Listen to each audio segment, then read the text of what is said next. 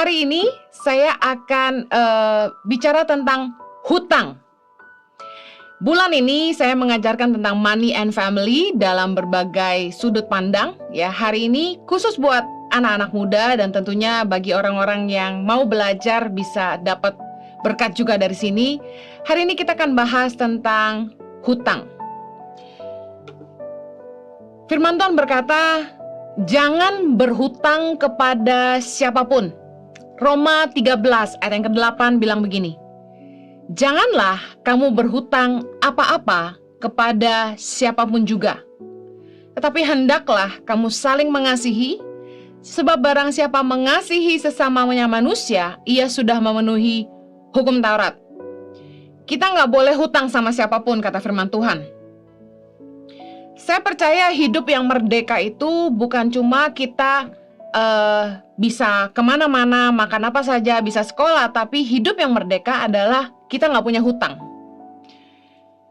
Hutang itu membuat kita jadi budak orang. Kita nggak akan merdeka karena kita takut ketemu mereka. Kita akan takut ketemu orang-orang yang kita hutangi. Nah, itu bukan hidup yang merdeka. Amsal 22 ayat 7b berkata, yang berhutang menjadi budak dari yang menghutangi. Banyak orang yang ketika mereka berhutang sama orang lain, mereka jadi ketakut ketemu sama orang yang memiutangi mereka. Kabur-kaburan, kucing-kucingan. Tapi ada juga yang belgi bahasanya ya, pura-pura lupa. Ketemu sama temen yang dihutangin kayak nggak ingat apa-apa gitu.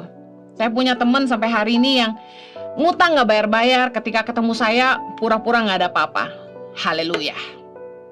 Mari lihat berbagai penyebab orang berhutang. Pertama, kehilangan penghasilan. Nggak punya duit, bertahan hidup, ngutang. Ngutang warung, ngutang ibu kos, dan lain sebagainya. Pinjam sama saudara untuk bertahan hidup. Yang kedua, penyebab orang berhutang itu pinjaman untuk pendidikan. Di Australia itu ada namanya HECS. Kita bisa pinjam sebagai residen, kita bisa pinjam dana dari pemerintah untuk kuliah. Nah, saya nggak tahu di Indonesia apakah ada pinjaman untuk pendidikan. Yang saya tahu ada tabungan untuk pendidikan. Kemudian pinjaman untuk modal usaha. Nah, orang jadi berhutang karena butuh modal usaha. Kemudian pinjaman online. Nah, hati-hati nih anak muda. Hari-hari ini sejak pandemi khususnya marak pinjaman online. Bunganya sangat mencekik. Pinjamannya mungkin sedikit, tapi akhirnya jadi membengkak karena nggak bisa bayar. Hati-hati, pinjaman online ini banyak yang menjerat teman-teman, bahkan orang-orang yang saya kenal. Kemudian penyebab orang berhutang, kenapa banyak yang pinjam online? Karena gampang katanya.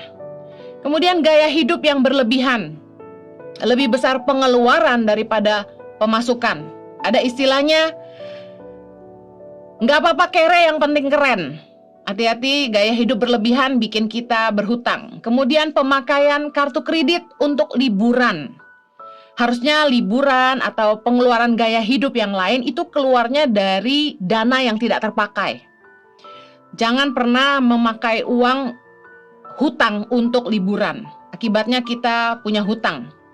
Terutama kartu kredit ya, digesek untuk beli tiket, digesek untuk booking hotel, untuk belanja dan sebagainya. Akibatnya orang berhutang. Kemudian berhutang karena pinjaman KPR rumah.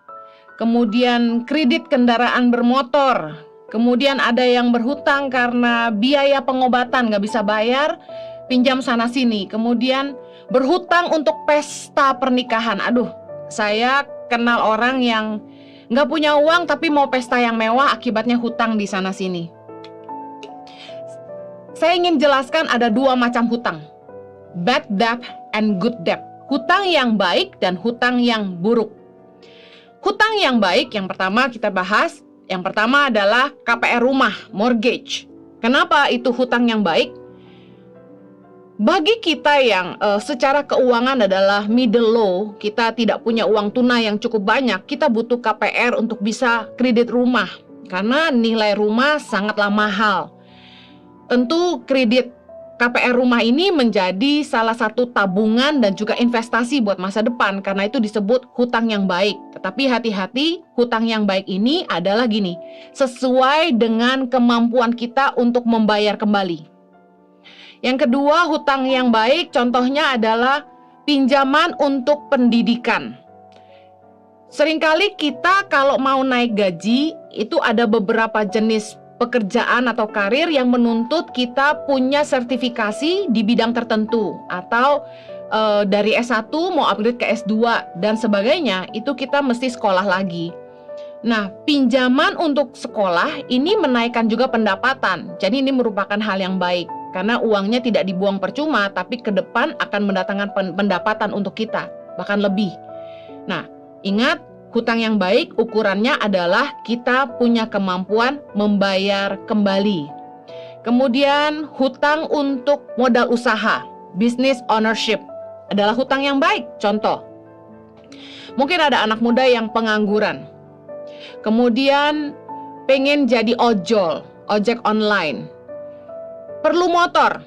Nah, kredit motor ini butuh DP, katakan 1,5 juta, kemudian dicicil. Nah, ini adalah hutang yang baik. Kenapa? Dari nggak punya penghasilan, pinjam katakan 1,5 juta sama kakak atau adik atau bank, kemudian di DP-kan motor, ini menjadi penghasilan. Tiap bulan jadi punya penghasilan dari ojol. Nah, selain punya penghasilan untuk hidup, ada kelebihannya untuk bayar cicilan itu ke bank untuk pinjaman DP motor tadi. Ini adalah yang baik. Business ownership, pinjam untuk buka warung contohnya. Pokoknya pinjaman yang kemudian menimbulkan penghasilan dan menimbulkan investasi dan memampukan kita untuk membayar kembali, itu hutang yang baik. Kemudian hutang yang baik lagi, beli properti, aset. Contoh, cicil bank untuk beli katakan apartemen, kemudian apartemennya disewakan atau beli rumah kecil untuk dikontrakkan. Real estate merupakan investasi yang termasuk cukup baik ya. Kemudian seperti logam mulia dan lain sebagainya.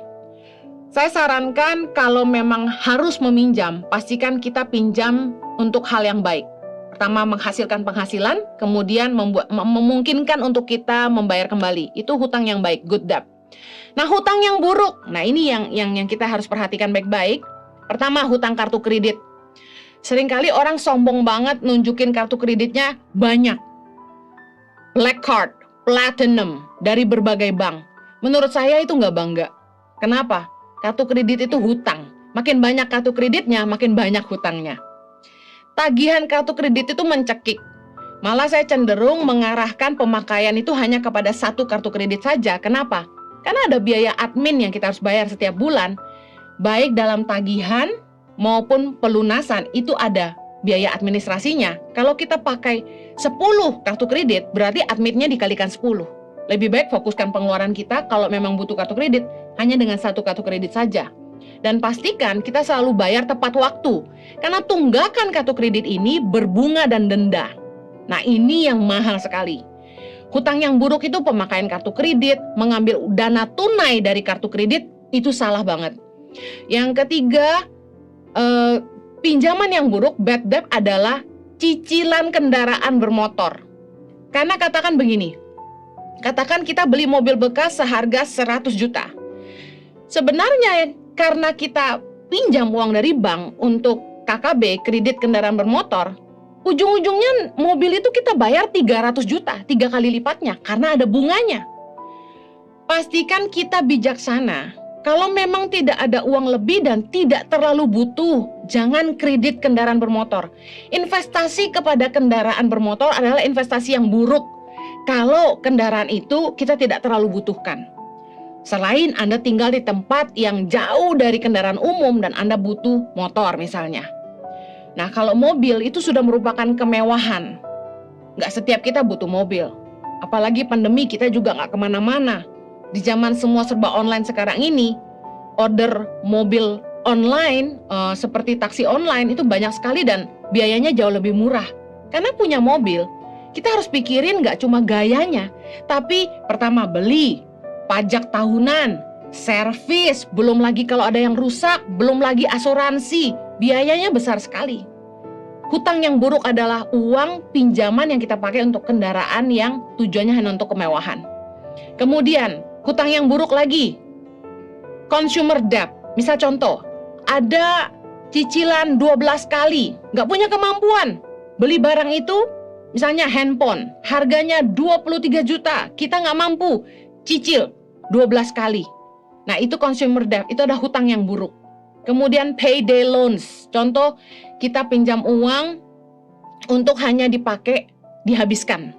Satu hari ada seorang teman datangi saya karena dia butuh uang untuk menyekolahkan anaknya di sekolah yang cukup mahal. Saya bilang sama teman saya ini, bagaimana kamu membayarnya kembali? Karena untuk kebutuhan sehari-hari aja sudah sulit. Nah, ada orang-orang yang nggak bijaksana, akhirnya berhutang dan hutang ini buruk. Nah, saya mau tekankan bagi kita semua bahwa hutang harus dibayar.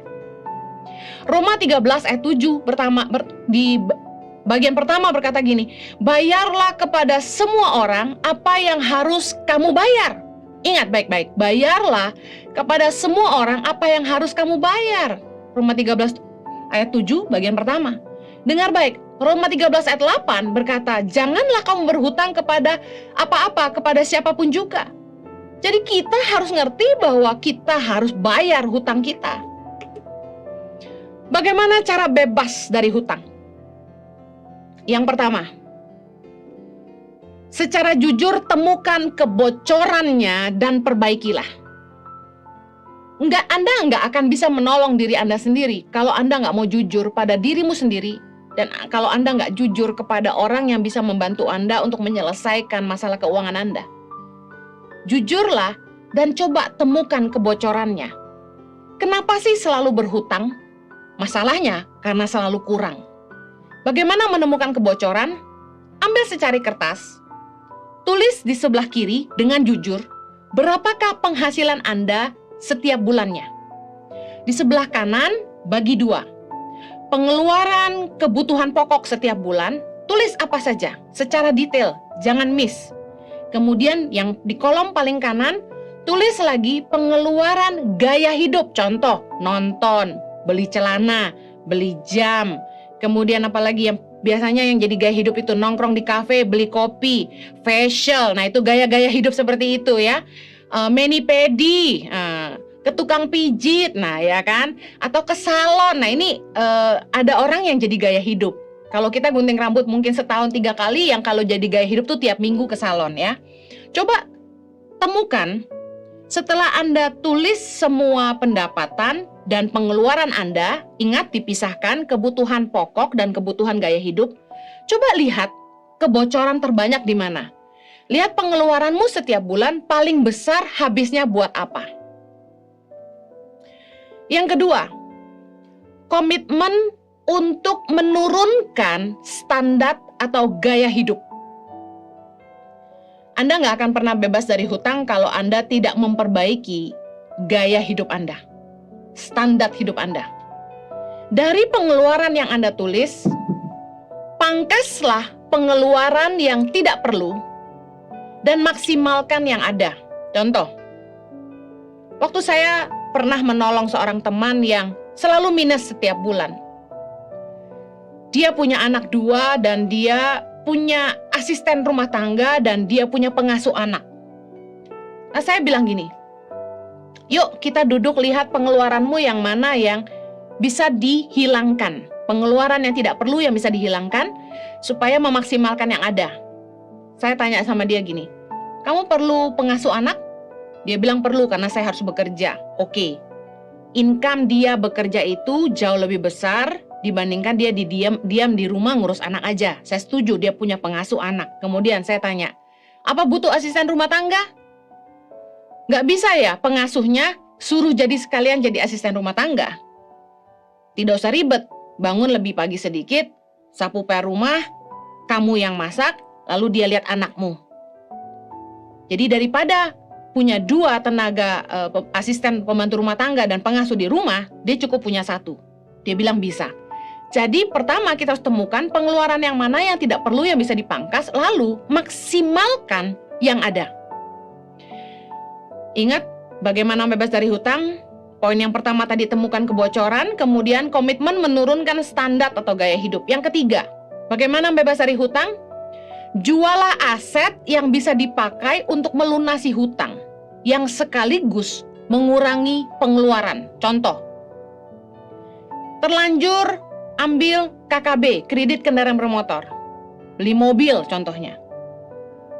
Jual mobilnya sehingga dana dari mobil ini kan cukup besar, bisa membantu menutupi banyak hutang. Kemudian mengurangi pengeluaran bulanan, yaitu cicilan KKB tersebut, berhenti. Itu sangat menolong. Contoh kedua, Anda punya HP 2. Saya heran lihat orang. Kenapa punya HP itu sampai 2 sampai 3? Sibuk sekali. Saya punya HP cuma 1. Setengah mati kita ngangkatin telepon satu-satu, balesin satu-satu. Saya handphone 1 aja tuh nggak ada waktu buat balesin satu-satu. Kemarin seharian saya nggak lihat HP sama sekali sampai tengah malam. Bagaimana punya HP 2 dan 3? Nggak tahu ya, kecuali Anda punya bisnis yang mengharuskan Anda punya 2-3 nomor. Tapi saya sarankan gini, kalau memang nggak perlu-perlu banget, jual aja HP-nya. Sehingga dananya bisa tutupi hutang Anda dan mengurangi pengeluaran bulanan Anda untuk isi pulsa. Kemudian, apalagi yang bisa dijual? Aset yang menjadi investasi. Contoh, Anda sudah punya rumah tinggal yang Anda juga KPR, tapi Anda juga punya apartemen, punya ruko atau apa yang lain. Nah, di masa pandemi mungkin gak ada yang sewa, apartemen ini jadi beban. Nah, lebih baik dijual. Bayar hutangmu, kemudian pengeluaranmu tiap bulan pun terhenti dari mencicil apartemen ini. Nah, banyak orang yang udah susah nggak mau lepasin aset. Heran saya. Yang keempat, bagaimana bebas dari hutang? Cari penghasilan tambahan. Ketika kita hanya bergantung kepada satu income gaji bulanan, lalu kita harus nutupin hutang, otomatis buat hidup nggak cukup. Nah, gimana caranya? Gaji tiap bulan kita pakai komitmen untuk menutupi cicilan hutang. Kemudian kita cari penghasilan tambahan untuk hidup. Nah, tentu harus lebih ngirit. Banyak yang sudah nikah, istri-istrinya nggak kerja, udah tahu suaminya susah. Padahal kan bisa kalau mau usaha. Selama kita nggak gengsi, yang penting halal, dan kita mau berusaha, pasti ada jalannya. Jualan online kek, berpikir keraslah apa yang kita bisa bantu dan kontribusi. Jangan mati karena gengsi. Kalau saya sih, jadi anak-anak muda, jangan gengsi deh. Kalau memang kita terjepit dan kita butuh uang, terima aja cucian. Bersihin rumah orang, bersihin mobilnya apalah, hanya untuk sekedar cari tambahan. Saya waktu kuliah, orang tua saya berhenti support saya. Saya pagi-pagi subuh tiap hari Minggu tuh jam 4 pagi bangun bikin martabak terang bulan. Saya potong-potong, saya bungkus pakai plastik wrap. Pakai keranjang bawa ke gereja.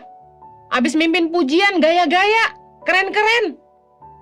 Lari ke belakang, buka lapak, jualan kue. Nggak malu saya. Hari biasa pulang kuliah saya kerja di 2 tempat. Satu di supermarket besar namanya Kemat, satu lagi Nandos jadi kasir. Saya pernah disuruh jadi delivery girl, saya lakukan. Asalkan kita nggak gengsi, kita pasti bisa bertahan hidup. Jangan sampai kita mati karena gengsi. Kalau memang terjepit, cari penghasilan tambahan. Tapi tetap harus jaga kesehatan. Yang kelima, bagaimana cara bebas dari hutang? Punya upaya untuk berhemat. Nah, ini yang ngeselin nih. Udah ngutang, gaya lagi, makan enak terus lagi. Hutang nggak bayar, eksis terus lagi. Nah, kalau kita mau bebas dari hutang, punya upaya untuk berhemat, turunin standar hidup. Contoh, berhenti belanja di luar kebutuhan pokok sehari-hari. Udah deh, punya utang jangan ke mall, punya hutang jangan belanja online. Cari cara bagaimana bisa lebih hemat. Apakah sementara tinggal di rumah orang tua atau numpang di rumah keluarga. Aduh Bu, kalau numpang sama keluarga ribet, tantenya cerewet. Kita harus bangun pagi, mesti bersihin kamar, mesti bersihin dapur, mesti bantu masak. Ya iyalah, mau ditolong harus tahu diri. Kemudian upaya berhemat lainnya, puasa. Nah, upaya berhemat yang paling rohani adalah puasa. Puasa setengah hari aja, skip makan pagi, skip makan siang. Anda sehat, dikurus, diet langsing, dan Anda hemat. Kemudian, bawa bekal dari rumah. Aduh, saya sama Jojo tuh waktu masih merintis hidup, sampai sekarang juga merintis hidup sih ya. Kami itu dari sejak nikah, dari pacaran tepatnya, saya itu selalu bawa bekal dari rumah. Bangun pagi-pagi, panasin sisa sayur semalam, siapin nasi, bungkus, bawa ke tempat kuliah. Indomie goreng kadang kalau lauk sudah habis. Kemudian zaman pengiritan dulu di Australia, saya tiap hari makan roti tawar pakai selai. Ya, di sana kan macam-macam selainya enak. Tiap hari makannya itu gitu. Saking ngirit. Bawa bekal dari rumah, bawa air dari rumah. Kita tahu kalau kita beli air di restoran, di warung, di kantin itu harganya mahal. Udah masak air bawa dari rumah. Saya biasakan anak-anak di asrama juga selalu bawa air dari rumah. Nah, mau lebih ngirit lagi, jalan kaki 1 blok ngurangin biaya transport 1 kali. Nah, yang paling penting, berhenti belanja ke mall, nonton, ke salon, dan lain-lain. Nah, saya mau tutup dengan ini. Hutang gak akan selesai kalau kita gak berhenti berhutang. Kita harus berubah, gaya hidup kita, kebiasaan buruk kita harus berubah. Nah, ukuran yang kita pakai sebagai living standard, ini susah jelasinnya tapi harus pakai kata ini. Ukuran yang kita pakai sebagai living standard mempengaruhi spending habit kita. Gimana jelasinnya? Ukuran yang kita pakai untuk standar hidup kita akan mempengaruhi cara kita belanja. Kita harus bisa ngukur kemampuan kita. Jangan sok kaya, padahal kita nggak punya uang banyak. Jangan maksa diri, jangan pakai ukuran orang lain. Karena Filipi 4 ayat 11 bilang ini, kukatakan ini bukanlah karena kekurangan, sebab aku telah belajar mencukupkan diri dalam segala keadaan. Ingat, ukuran yang kita pakai sebagai standar hidup kita akan menentukan cara kita belanja. Bagaimana Anda menilai hidupmu sendiri? Anda di standar hidup apa? Low, middle, atau high? Contoh, beli beras. Satu kali teman bilang gini, Hen, aku makannya beras ini beras diet. Saya nggak mau sebut brand ya. Dia sebut satu brand beras, harganya mahal, 1 kilo 180.000. 1 kilo 180.000. Katakan wow. Bayangin, beras 1 kilo 180.000 ini katanya makan sebanyak apapun nggak akan gemuk. Saya mikir, saya beli beras sekilo paling mahal 15.000. Lah ini 180.000. Saya pikir gini, lebih baik saya nggak makan nasi daripada harus demi kurus beli beras 180.000 per kilo. Kita harus ngerti keuangan kita. Waktu saya ngambil keputusan jadi hamba Tuhan, firman Tuhan berkata, kita harus berpadanan dengan panggilan. Artinya gini, kalau kita sadar kita memang terpanggil untuk tidak jadi kaya raya, kita hidup sederhana, kita harus berpegang pada keputusan itu bahwa ukuran hidup kita adalah sederhana. Nah, dari dulu saya memegang prinsip hidup saya harus sederhana. Nah, karena itu belanja apa, di mana, merek apa, itu akan jadi keputusan saya yang saya hati-hati sekali buat. Contoh gaya hidup. Anak muda senang banget nongkrong di kafe. Coba pikir ya, kafe yang banyak tuh di mana-mana tuh. Satu cangkir kopi, katakan latte, cappuccino, saya paling suka, enggak deh ya, nanti dikira minta. Itu satu cangkir minimal 40.000, katakan. Kita mau habisin duit berapa banyak kalau kita nongkrong di kafe terus? Mana cukup satu cangkir, apalagi ngopi, bisa 2. Belum lagi yang manis-manis ya kan? Kita bisa menghabiskan uang ratusan ribu satu kali duduk di kafe. Anak muda, Ada orang-orang yang punya living standardnya high. Bagi mereka, buang uang 200.000 sekali duduk itu kayak 20.000 buat kita yang sederhana. Apa yang saya lakukan? Saya bikin kopi sendiri di rumah. Bikin suasana rumah kayak kafe. Jauh lebih irit. Hari ini saya udah gak pernah nongkrong di kafe kecuali ada yang minta ketemu di kafe.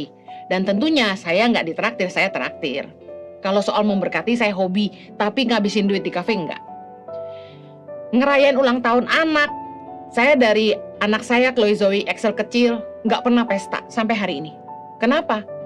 Karena saya melihat pesta itu buang-buang uang. Merayakan itu bisa cukup dengan sederhana makan keluarga dan kami doain aja. Saya mau tutup. Jangan sampai kita kemakan gengsi. Ada istilah gini, don't go broke trying to look rich. Jangan sampai lu jadi miskin gara-gara lu pengen kelihatan kaya. Hati-hati, jangan sampai kita jadi budak tren, budak brand, miliki gaya kita sendiri. Jangan tergiur lihat tulisan sale, jangan tergiur dengan tren-tren terbaru saat ini. Jangan ngikut-ngikutin gaya orang terus. Sadari kemampuanmu, tentukan pilihanmu. Jadilah bijak karena hutangmu nggak akan dibayarin orang lain, hutangmu dibayar kamu. Kalau kamu mau berubah lepas dari hutang, berubahlah gaya hidupmu, cukupkan diri dengan apa yang ada dan bersyukurlah. Baik, saya akan lanjutkan dengan tanya jawab setelah ini. Mari kita tutup dalam doa.